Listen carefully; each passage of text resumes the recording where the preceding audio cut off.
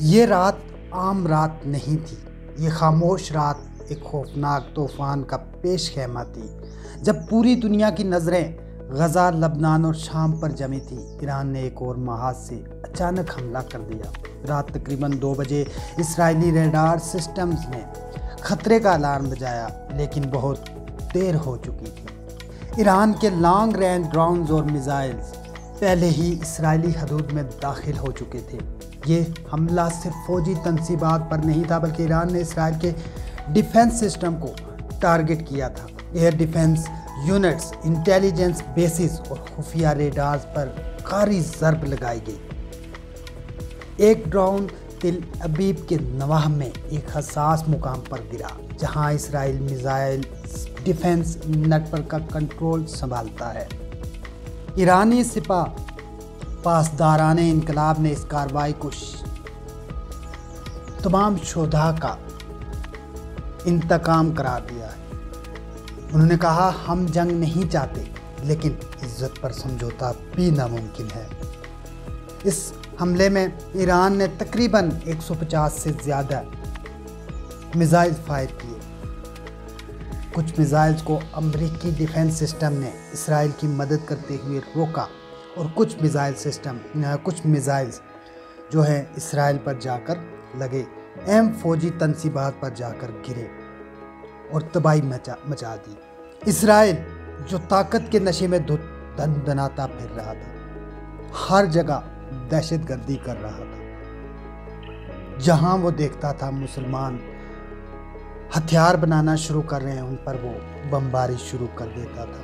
اس سے پہلے عراق کے ایٹمی پروگرام پر اسرائیل نے حملہ کر کے تباہ کر دیا تھا۔ اب یہ حملہ محدود نہیں رہا تھا، اب اس نے اپنے حملوں کا دائرہ کار وسیع کر دیا تھا۔ اس نے سوچا غزہ کی طرح وہ ایران پر بھی چڑھ دوڑے گا۔ اس سے پہلے انڈیا کو بھڑکایا، اکسایا اور پاکستان پر حملہ کرنے کے لیے تیار کیا۔ یہاں پر انڈیا کو تاریخی شکست ہوئی، لیکن اسرائیل باز کبھی نہ آیا۔ اس نے ایران پر حملہ کر دیا۔ رات کی تاریکی میں ایران پر ہوئے حملے میں ایران کے 6 ایٹمی سائنسدان، ایران کی آرمی چیف کے سربراہ باقری شہید ہو گئے، کئی فوجی عہدیدار شہید ہوئے۔ ایران میں غصہ تھا، مگر ایران میں خاموش تھا۔ وہ خاموشی طوفان سے پہلے کی خاموشی تھی۔ ایران زیادہ دیر خاموش نہیں رہا۔ ایران نے رات کے اسرائیل پر میزائلوں کی بارش کر دی۔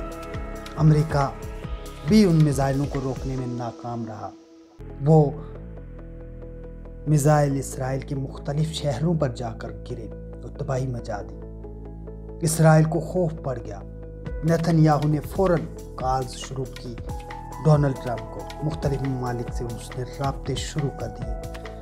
اس ایران کے شدید رد عمل کا اسرائیل کو انتظار تو تھا، لیکن یہ رد عمل اتنا شدید ہوگا اسرائیل نہیں جانتا تھا۔ ایران نے یہ رد عمل اس کی آرمی نے ایکس پر ایک پیغام کے ذریعے دیا۔ انہوں نے بسم اللہ الرحمن الرحیم کا ٹویٹ کیا اور اس کے بعد کہا، یہ جنگ ہم نے نہیں شروع کی۔ اپنے شہداء کا بدلہ لینے کا عہد لیے وہ آگے بڑھے، میزائلوں کی بارش کی۔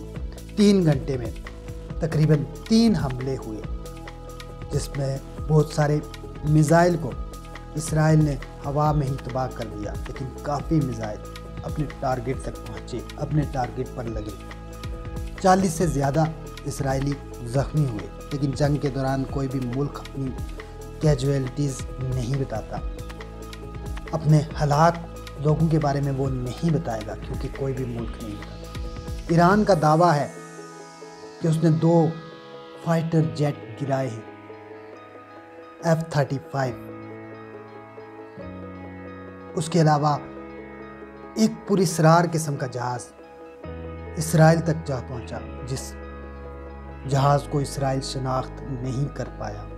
اسرائیلی میڈیا نے اس بات کی تصدیق کی ہے کہ ہمیں یہ نہیں پتہ لگا یہ جہاز کس کا تھا، کہاں سے آیا، لیکن بمباری کی اس نے۔ اس کے بعد ایرانی ڈرونز کو اسرائیل روک رہا ہے لگاتار۔ بڑی جنگ شروع ہو رہی ہے۔ ایرانی فوج کا پیغام پاکستانی فوج کے نام. ہمارا رشتہ جو ہے وہ کلمے کا ہے. ایک برادر پاورفل اسلامی ملک کے ہوتے ہوئے دوسرے اسلامی ملک پر سپر پاور امریکہ کیسے حملہ کر سکتا ہے؟ ایران کی امیدیں ہیں.